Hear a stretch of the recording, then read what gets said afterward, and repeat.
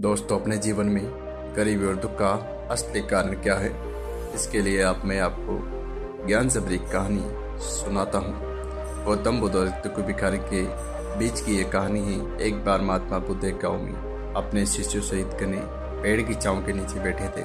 आसपास के गाँव से बहुत से लोग अपनी मानसिक समस्याएं लेकर महात्मा बुद्ध के पास आ रहे थे। महात्मा बुद्ध उन सबकी मानसिक परेशानियों का समाधान जल्द ही कर देते। सब लोग खुशी खुशी अपनी समस्याओं का समाधान पाकर वहां से लौट रहे थे।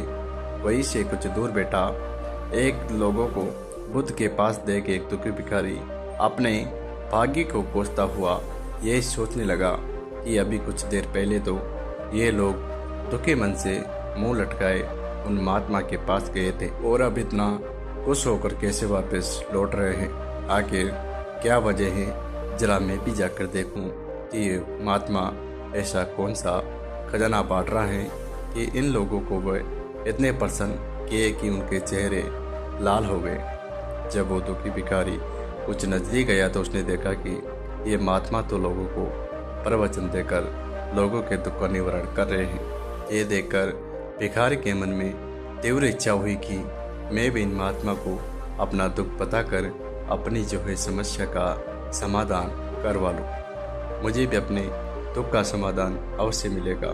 बस फिर क्या था, ये सोचते ही समाधान पाने की लालसा लिए भिखारी महात्मा बुद्ध के सामने पहुंचा और हाथ जोड़कर प्रणाम करते हुए बोला कि हे महात्मा बुद्ध, मैं भी लोगों की मदद करना चाहता हूँ। मुझे लोगों की मदद करने की बहुत इच्छा है, लेकिन मैं कैसे मदद कर सकता हूँ। मैं बहुत गरीब हूँ। मेरे पास न तो पैसे हैं और न ही कोई ऐसी चीज़ है जिससे मैं किसी की मदद कर सकूं। मैं कोशिश करने पर भी किसी की मदद नहीं कर सकता। मुझे भगवान ने इतना गरीब क्यों बनाया? मुझे हे महात्मा, मुझ पर कुछ कृपा करो। इतना कहकर भिखारी रोने लगा। तब महात्मा बुद्ध बोले, आप बहुत अज्ञानी हैं, क्योंकि आप अभी तक इस भ्रम में जी रहे हो कि तुम्हारे पास कुछ भी नहीं है, जबकि दूसरों को कुछ देने के लिए तुम्हारे पास बहुत कुछ है। तुम बिना धन और वस्तु के भी दूसरों की मदद कर सकते हो।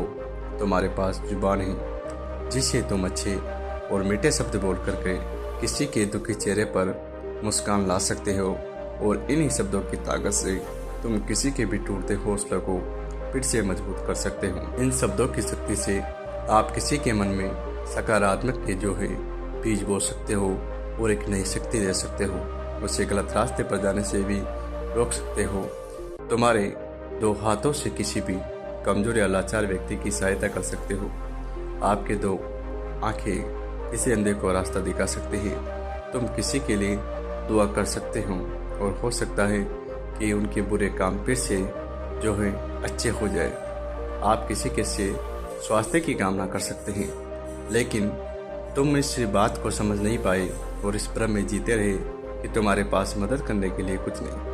किसी की मदद करने के लिए धन और वस्तु का होना जरूरी नहीं है। बिना धन और वस्तु के हम कई प्रकार से लोगों की मदद कर सकते हैं।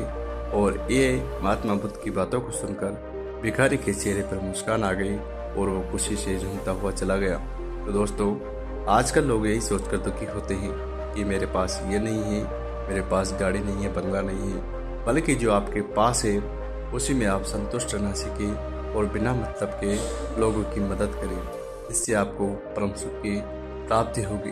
तो दोस्तों, ये थी महात्मा बुद्ध की कहानी। आपको कैसी लगी कमेंट में ज़रूर बताना, और चैनल पर नए हो तो सब्सक्राइब करना ना भूलना।